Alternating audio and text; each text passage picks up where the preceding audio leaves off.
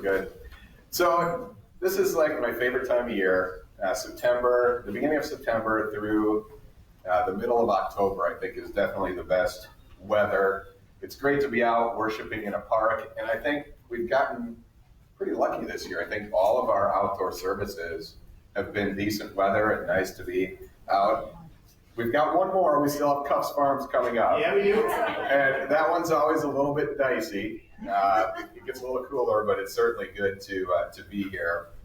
Also, this time of year, the school year is upon us. Yeah. So with that, the kids are starting to get back into sports. And how many of you have ever been to one of the beginning of the season kind of sports meetings with the coaches? Okay, and parents, have you been to the parents' meetings as well? So they're always interesting.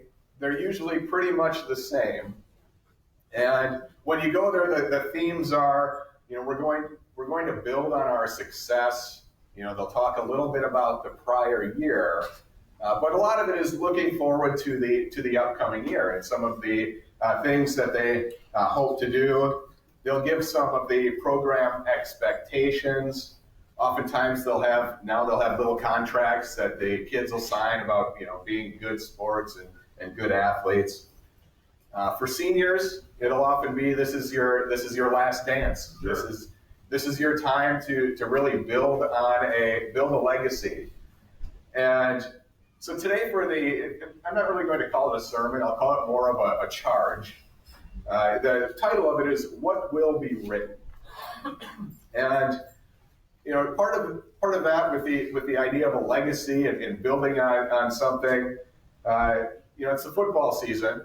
We started the NFL football season this last week, and every year each team comes in with some high hopes. And so some expectations. Like at the first game of the season, even the Bears have high hopes. And each team, kind of thinks about a championship and how are we going to be remembered? What sort of legacy are we going to build?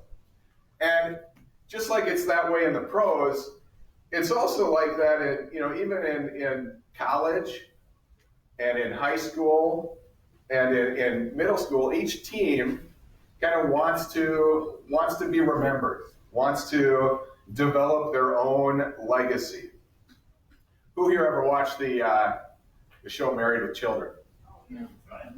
Al Bundy. Anybody remember what his legacy that he talked about was? Four touchdowns in a single game, and he would talk about it nearly every day to whoever happened to come into the shoe store as he was fitting the shoes on him. But every player wants to have some form of a legacy. Everyone wants to, when you're practicing in the driveway, that game-winning shot with seconds remaining, the touchdown at the end of the game, or the sack, the big impact play. Those are the things that everyone wants to have. And then the part that a lot of the players really look forward to is when they're looking at the game film. And then when you can go in and look at the game film with your other teammates around and kind of point out the play where you made a big difference. And when the coaches point that out or really, really take note of how you were impactful, that's something that everybody really looks forward to. But it can also cut both ways. There can be a time where you're looking at the game film and you completely missed a tackle, right? Or the guy burned past you, scored a touchdown. Maybe you dropped a big pass. Either way, when it's on film, everybody has an opportunity to take a look at it and see it. And the same thing can happen in the spiritual world. There's a spiritual story that is being written. Sure. And I don't know exactly what it looks like, if it's an actual book that's being written and someday at some point, the book will be pulled out and, dusted off and someone will read it. Or if it's going to be a video montage of, here's the highlights and lowlights of what occurred in the spiritual world with each of our lives. I don't know how it's going to look, how it's going to be recorded, but one thing's for certain, it is. Kobe Bryant once had a quote. He said, "You are responsible for how people remember you or don't. So don't take it lightly." And we're going to start by reading in 2 Samuel in chapter 23.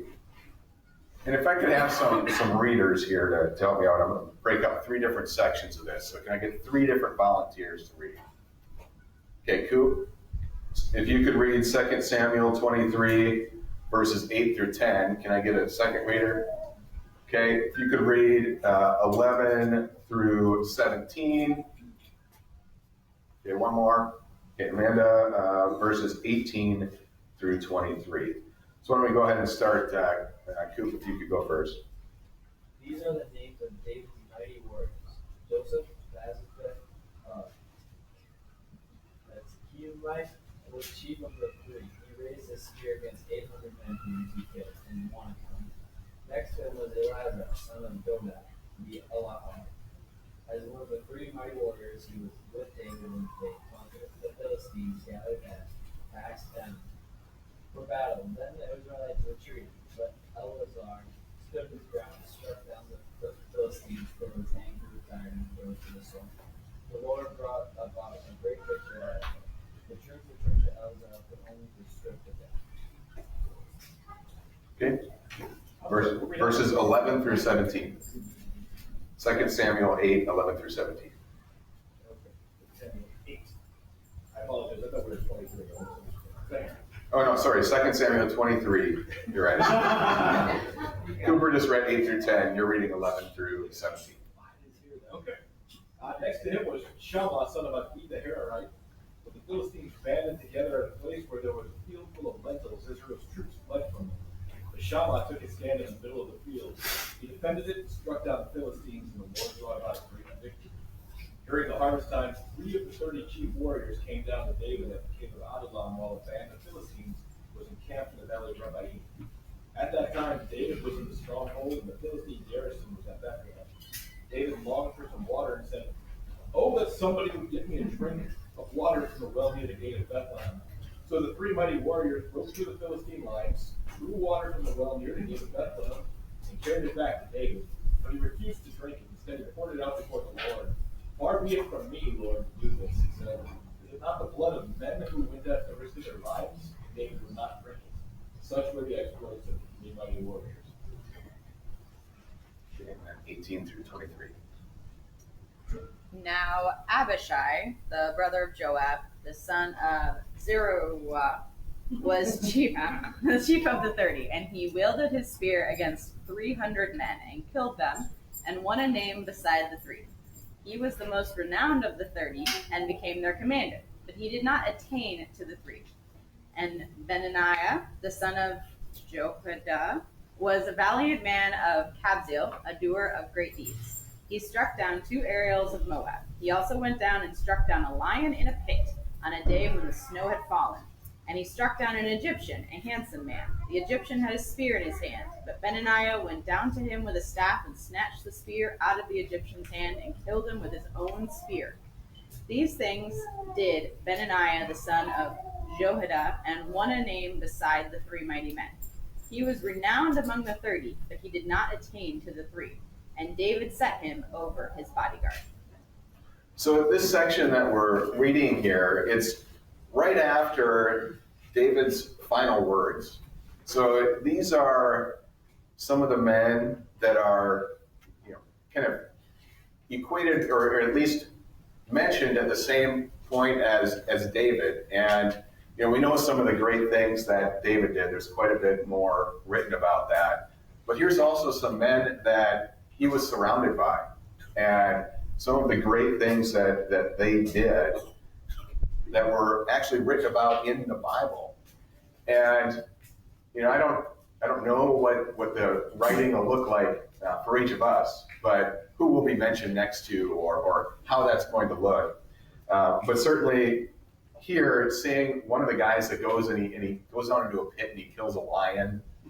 Another one, it mentions that he strikes down a handsome Egyptian. I don't know if it had been an ugly Egyptian, but in any case, it's at least something that he's specifically mentioned in the scriptures as some of these great things that each of these men had did. And beyond that, then it talks about there's several more that are mentioned by name that are included in the 30. But these guys were extra special. Then there's another group of people that did some great things as well. And with writing down having your name written down and having some of the things that you did, it's kind of a cool thing. And so I've got here, this is a letter. This was written to my grandma. This was on April 9th of 2004 it was Senator Richard Lugar. He was a senator out in Indiana. And it's a firsthand account. It's a POW story. It's about some people that were shot down in the Philippines in World War II. And if you guys have ever seen the movie, who here has seen Band of Brothers before? Okay, so some of you have seen it. And what about the Pacific one? Okay, that's the sequel. Well, I had my two grandfathers fought in the Pacific, and one of them actually got shot down. And we'd always heard the story, and my grandma would mention it to us. And but then there was a point where it was actually one of the people that was shot down recorded the story and sent it into the United States Archives. And so I've got a copy of it here. And it's really cool to look through and see the firsthand account of what my grandfather actually went through. And it's one of those, like, it could be a movie, where he's shot down, he's at sea for several days, in a raft there's probably like 4 or 5 other guys. There's sharks that are surrounding them. Some of the guys don't make it because of the sharks. One guy sees a ship at a distance and decides he's going to try to swim for the ship. They never see him again. And, so there's like 4 of them that stick together, stay on the raft. And eventually a local fisherman, finds them, takes them to one of the islands. And now they're behind enemy lines with the Japanese kind of looking around for them. And so they're ducking between, bushes and trying to get to an American air base somewhere in the Philippines. And I'm glad he made it because, had that not happened and had he not gone through all of those things, then my mom wouldn't have been born. So just seeing it in writing and seeing some of the things that had happened, it's a really neat story and kind of a really neat piece of family history. And so I'm excited to read that. Occasionally I pull it out and read it. But things are being written, and this was something that was worth writing about and worth sending into the archives for the United States, and where a senator did respond then and send that to my grandmother. And so in the same way, we're going to look at some scriptures now where the Bible specifically talks about things being written. And the first one that we're going to look at is Revelation chapter 13. Come on, Mike.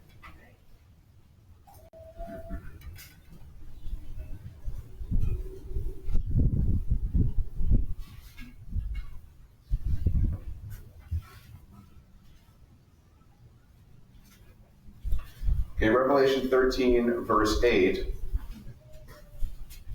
says, "All inhabitants of the earth will worship the beast, all whose names have not been written in the Lamb's book of life. The Lamb who was slain from the creation of the world." So here, the Bible references a book of life. And what that means, I don't know. Is it an actual, physical book? but it does talk about names being written in the book of life. Another similar passage about things being written is over in Luke chapter 10.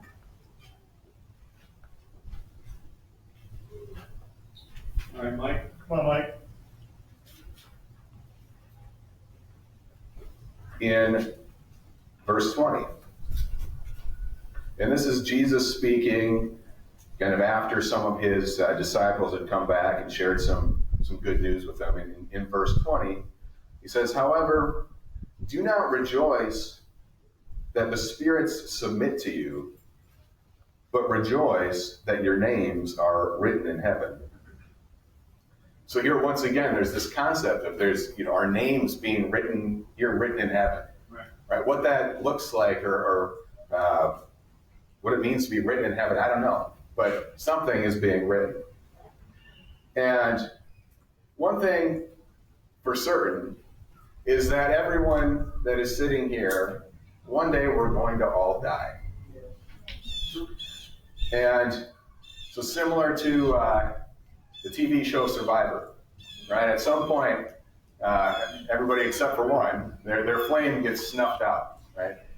And everyone here is going to have our flames extinguished at some point. And we don't know when that is going to be, but the scriptures do tell us that there is some form of book or some form of writing that is done in heaven. Things are being written down. And, it could be a book. Maybe it's a book on tape, for those of you that prefer that method. Might be a video montage. We don't know what it looks like, but things are being written down. And in Hebrews chapter 12,